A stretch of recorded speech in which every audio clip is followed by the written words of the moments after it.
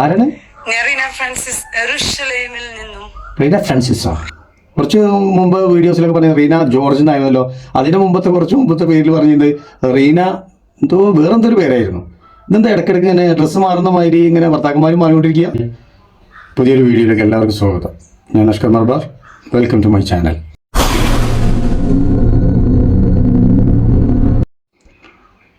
ഞാനിന്ന് നിങ്ങൾക്ക് പരിചയപ്പെടുത്തുന്നതേ ഒരു അമ്മായിനെയാണ്, റീനമ്മായി. റീനമ്മായിനെ കുറിച്ച് നിങ്ങൾ കേട്ടിട്ടുണ്ടാവും, നിങ്ങൾ കണ്ടിട്ടുണ്ടാവും അവരുടെ വീഡിയോസൊക്കെ. ഭയങ്കര വിഷം തുപ്പുന്നൊരു സ്ത്രീയാണ്.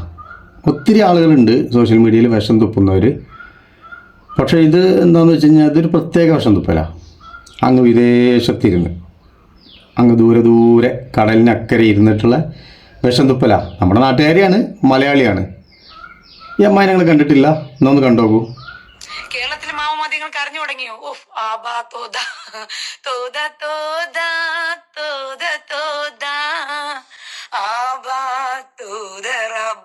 ഹിസ്ബുള്ളയുടെ മൂട്ടിനകത്ത് ഇസ്രായേൽ മിസൈൽ കയറ്റിക്കൊടുത്തു.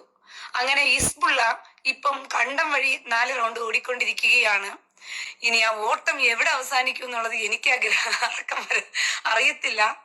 എന്തായാലും ഹിസ്ബുള്ളയുടെ മൂലത്തിനകത്ത് ഇസ്രായേൽ കയറ്റിക്കൊടുത്ത മിസൈൽ എന്തായാലും ഗുണം ചെയ്തു. അതായത് ഹിസ്ബുള്ള തീവ്രവാദികളെല്ലാം കൂടി ഈ തീവ്രവാദ ആക്രമണത്തിന് വേണ്ടി ഇവർ അങ്ങോട്ടും ഇങ്ങോട്ടും ഉപയോഗിക്കുന്ന വയർലെസ് സംവിധാനമുണ്ട്,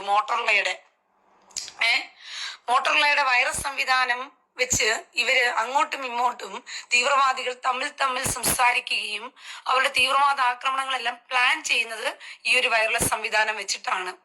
അപ്പോൾ ഇസ്രായേൽ എന്ത് ചെയ്തെന്നറിയാമോ? അതങ്ങ് ഹാക്ക് ചെയ്തു.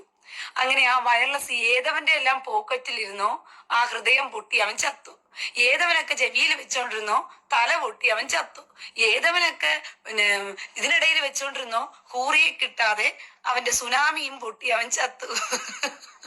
അങ്ങനെ 10,3500 വയർലെസ് പൊട്ടിത്തെറിച്ചു എല്ലായിടത്തും.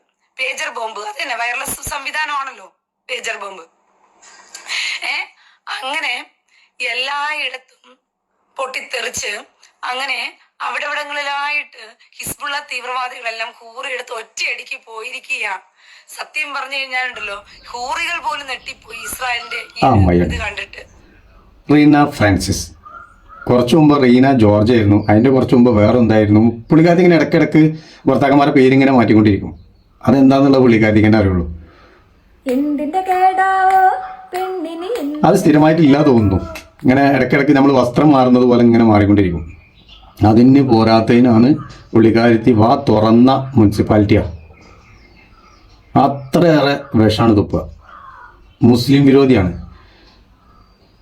അത് പോകുന്ന സമയത്ത് ക്രിസ്ത്യാനിയിൽ പെട്ട ആളായിരുന്നു. പിന്നെ ജെറുസലേമിലൊക്കെ എത്തി, അങ്ങ് ഇസ്രായേലിലെ ജെറുസലേമിൽ എത്തിക്കഴിഞ്ഞ് നോക്കുമ്പോൾ പുള്ളിക്കാരത്തി പിന്നെ യഹൂദിയായി മാറി. ഭയങ്കര പ്രേമാണ്, യഹൂദി പ്രേമാണ്. ഇവിടെ മുറിച്ച് കഴിഞ്ഞ് കഴിഞ്ഞാൽ കാണും, അത്രയേറുണ്ട്. പുള്ളിക്കാരത്തി പറയുന്ന കുറച്ച് വീഡിയോസ് ഞാൻ അവിടെ ചേർക്കാം.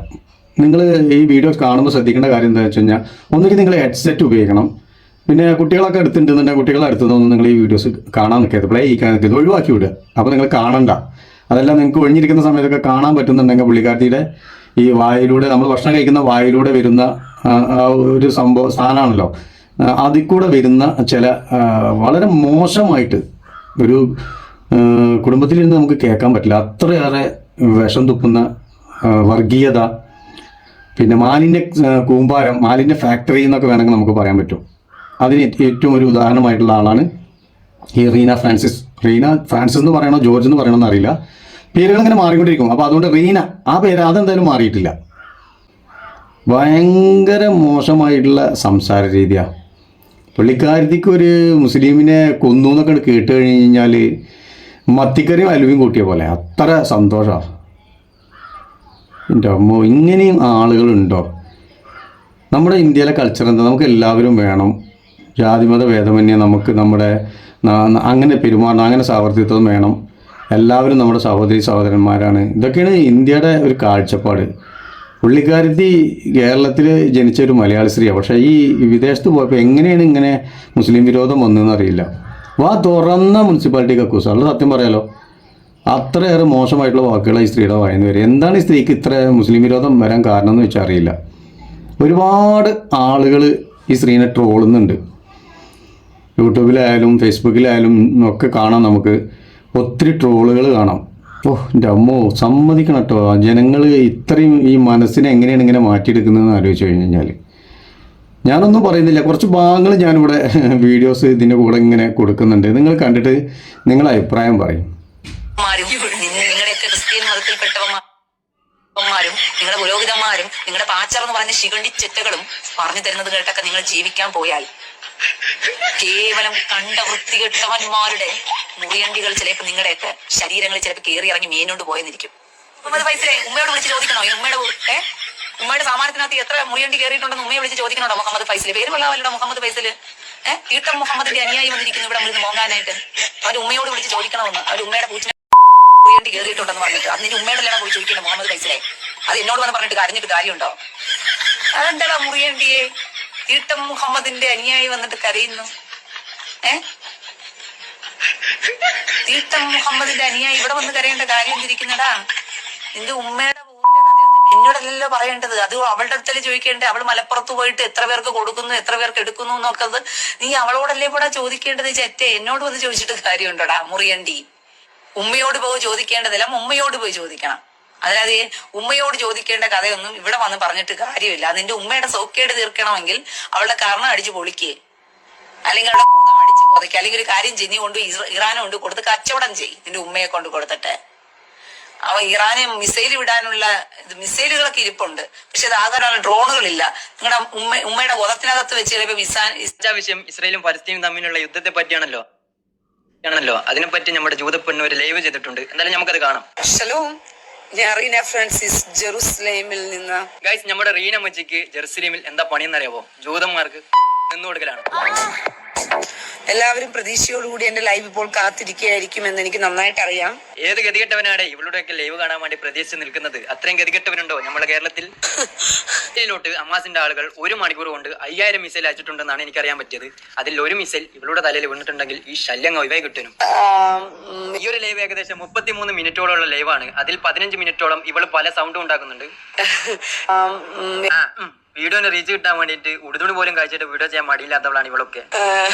പ്ലേസ് പൂർണ്ണമായും, കാരണം ഇസ്രായേലിന് പ്രതിരോധിക്കാൻ അയൺ ഡോം ഉണ്ട്. നമ്മൾ ഇന്ന് കാണാൻ പോകുന്നത് റീന ഫ്രാൻസിസിന്റെ ഒരു ലൈവ്. നേരത്തെ ലൈവ് കട്ടായി പോയി. ഉമ്മ മലപ്പുറത്താണോ കോഴിക്കോടാണോ ഇപ്പൊ ഗുണ്ടനടിച്ചുകൊണ്ടിരിക്കുന്നത്? നിന്റെ ഉമ്മ എവിടെയാണ് ഇപ്പൊ പദം കൊടുത്തുകൊണ്ടിരിക്കുന്നത്? അതും കൂടി എഴുതിയിട്ടാൽ വളരെ ഉപകാരമായിരുന്നു. ജെമി MRT, ജെബി MRT, അതും കൂടി പറഞ്ഞാൽ വളരെ ഉപകാരമായിരുന്നു. വേസ്റ്റ് ആക്കണ്ട. ദേ പലസ്തീനിലൊരെണ്ണം വീണിട്ടുണ്ട്. ഇന്നലെ പൊട്ടിയില്ലായിരുന്നു. അവിടുന്ന് കഷ്ടപ്പെട്ട് വിട്ട ബാലിസ്റ്റിക് മിസൈലാ. അത് ആസ്ഥാനത്ത് പോയിട്ട് ആരുടെയോ കൊതമാണെന്ന് വിചാരിച്ചിട്ട് പോയി. നിന്റെ ഉമ്മാന്റെ കൊതമാണെന്ന് വിചാരിച്ചിട്ടായിരിക്കും അങ്ങോട്ട് പോയെന്നാണ് എനിക്ക് തോന്നുന്നത്. അത് കിടക്കുന്ന കിടപ്പ് കണ്ടാ തള്ളാ, കിടക്കണ കിടപ്പ് കണ്ടാ എന്നങ്ങ് തോന്നിപ്പോകും. ആ രീതിക്കാ കിടക്കുന്നത്. എന്തേ അതെടുത്ത് റിപ്പയർ ചെയ്ത് കൊടുത്തു വല്ലതും വിടണോ ഉമ്മയടുത്ത്? വേണോടാ ജെബി MRT?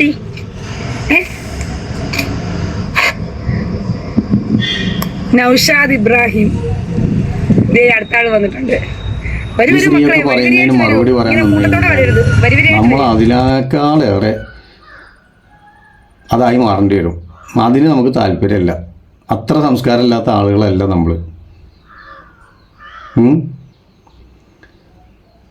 മറുപടി പറയുകയാണെന്ന് വെച്ചാൽ ഈ സ്ത്രീയുടെ വീഡിയോ പ്ലേ ചെയ്തിട്ട് അതിനനുസരിച്ചിട്ട് ഇങ്ങനെ മറുപടി കൊടുക്കണം. അപ്പം നമ്മളും ആ സ്ത്രീയും തമ്മിൽ പിന്നെ എന്താ മാറ്റം? സ്ത്രീയുടെ കണ്ടന്റ് ഞാൻ ചെയ്യണം വിചാരിച്ചതല്ല, പക്ഷെ ചെയ്യാതിരിക്കാൻ മാർഗമില്ല. നമ്മുടെ പ്രതിഷേധം നമ്മളെ അത് രേഖപ്പെടുത്താതിരുന്നു കഴിഞ്ഞാൽ നമ്മളൊന്നും ഇവരെ മുമ്പിൽ ഒന്നുമില്ല. ഈ സ്ത്രീ മെയിനായിട്ട് ലൈവാണ് വരിക. ലൈവ് ഇട്ട് യൂട്യൂബിൽ നിന്ന് വരുമാനം ഉണ്ടാക്കുന്നുണ്ട്. അതിൽ പച്ചത്തെറി വളരെ മോശമായിട്ട് ആ സ്ത്രീക്ക് കണ്ടുകൂടാത്ത ആളുകളെ കുറിച്ച് ആ സ്ത്രീ അവരെ കുറിച്ചും പറയും, അവരുടെ വീട്ടുകാരെ കുറിച്ചും പറയും. ഒരു ഉളുപ്പില്ല. അയ്യോ, ഇത്രയും മോശമായിട്ടുള്ള ആളുകൾ നമ്മുടെ കേരളത്തിലുണ്ടെന്ന് പറയുമ്പോൾ നമുക്ക് തന്നെ ഭയങ്കര ഇതാട്ടോ. ഇതൊക്കെ നമ്മുടെ നാട്ടിൽ വന്നു കഴിഞ്ഞാൽ ശരിക്കും ജനങ്ങൾ ഈ സ്ത്രീനൊക്കെ കൈകാര്യം ചെയ്യും. കാരണം അത്രയേറെ വിഷം തുപ്പുന്ന കുറച്ച് എണ്ണങ്ങൾ സോഷ്യൽ മീഡിയയിലുണ്ട്, പ്രത്യേകിച്ച് ഫേസ്ബുക്കിലൊക്കെ. എന്തൊരു മുസ്ലിം വിരോധമാണ്! എന്താ ഈ മുസ്ലിം വിരോധം വരാൻ ഇവർക്ക് ഇത്ര കാരണം? മുസ്ലിങ്ങൾ എന്താ ഇവരെ വേറെ എന്തെങ്കിലും ചെയ്തോ? കഷ്ടം. അമ്മായി നല്ല പാട്ടൊക്കെ പാടുന്നുണ്ട് കേട്ടോ. അമ്മായിക്ക് ഭയങ്കര കലാവാസനൊക്കെ ഉള്ള ആളാണ്. പാട്ട് ഒന്ന് കേട്ടോളൂ കേട്ടോ.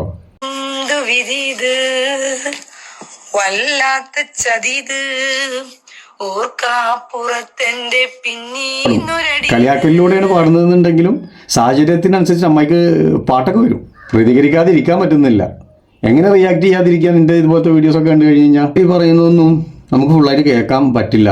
സത്യത്തിൽ ചിലപ്പോൾ എൻ്റെ അടുത്ത് ചോദിക്കും, നിങ്ങൾ എന്തിനാ ഈ സ്ത്രീയുടെയൊക്കെ കണ്ടന്റ് എടുത്തിട്ട് അയ്യേ മോശം നിങ്ങളോടുള്ള ഇഷ്ടം കൊണ്ട് നിങ്ങൾ വീഡിയോസ് കണ്ടാട്ടോ, ഇതുപോലത്തെ വീഡിയോസൊന്നും ഇടെടുത്തിട്ടോന്ന് ചിലപ്പോൾ നിങ്ങൾ പറയും. ഇനി ഞാൻ എന്തായാലും ചെയ്യുന്നില്ല. ഞാനിതൊന്നും നിങ്ങൾ എൻ്റെ പ്രേക്ഷകരുടെ മുമ്പിലേക്ക് എത്തിക്കാൻ വേണ്ടിയിട്ടാണ്. കാണാത്തവരുണ്ടെങ്കിൽ ഒന്ന് കണ്ടോട്ടെ എന്ന് ചോദിച്ചിട്ട്. ഇതുപോലത്തെ ആളുകളൊക്കെ ഈ സോഷ്യൽ മീഡിയയിൽ ഉണ്ട് എന്നുള്ളത് ജസ്റ്റ് ഒന്ന് അറിഞ്ഞിരിക്കുക. നമ്മൾ താമസിക്കുന്നതിൻ്റെ നമ്മളെ തൊട്ട അയൽവക്കത്തുള്ള ആളുകൾ ആരാണെങ്കിലും നമ്മളെ കൊണ്ട് പറ്റുന്ന സഹായങ്ങൾ നമ്മൾ അവർക്ക് ചെയ്യാറുണ്ട്. ഒരു വാക്കുകൊണ്ടോ പ്രവൃത്തി കൊണ്ടോ നോട്ടം കൊണ്ട് പോലും നമ്മൾ അവരെ വേദനിപ്പിക്കാറില്ല.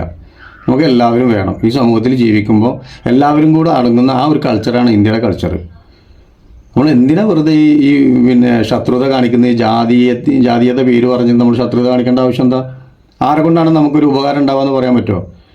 നമ്മൾ ചെയ്യുന്ന തൊഴിലിടങ്ങളിൽ, നമ്മൾ പോകുന്ന വഴിയിൽ ഒരു പെട്ടെന്ന് സുഖമില്ലാതായി കഴിഞ്ഞാൽ ആരെ സഹായം നമുക്ക് ഉണ്ടാവുമെന്ന് പറയാൻ പറ്റുമോ? ഈ സ്ത്രീ എന്ത് കണ്ടിട്ടാണ് ഇങ്ങനെയൊക്കെ പറയുന്നത് വെച്ച് കഴിഞ്ഞാൽ മനസ്സിലാവുന്നില്ല. ഇതിനകത്ത് ഒന്നുമില്ലേ? ചകിരിച്ചോറ ഇരിക്കുമോ? ഒരു 4 കിട്ടുന്നുണ്ട് എന്ന് വിചാരിച്ചിട്ട് ഇങ്ങനെ വർഗീയത പറയാന്ന് പറഞ്ഞു കഴിഞ്ഞാൽ എന്തൊരു കഷ്ടമാണ്. അയ്യോ മോശം. എന്തായാലും ഈ വീഡിയോ കണ്ടിട്ട് നിങ്ങളുടെ അഭിപ്രായം രേഖപ്പെടുത്തുക, കമൻ്റായിട്ട് അറിയിക്കുക. വീഡിയോ ആദ്യമായിട്ടാണ് നിങ്ങൾ കാണുന്നതെന്നുണ്ടെങ്കിൽ ഒന്ന് ലൈക്ക് ചെയ്യുക, ഒന്ന് സബ്സ്ക്രൈബ് ചെയ്യുക, ഒന്ന് ഷെയർ ചെയ്യുക. ഇത് പറയുന്നത് എന്തിനാണെന്ന് വെച്ച് കഴിഞ്ഞാൽ നിങ്ങളുടെയൊക്കെ പ്രോത്സാഹനമാണ് നമ്മൾ അടുത്ത വീഡിയോസ് ചെയ്യാനുള്ള പ്രചോദനം. അതുകൊണ്ടാണത് പറയാൻ കാരണം. അപ്പോൾ ബൈ ബൈ.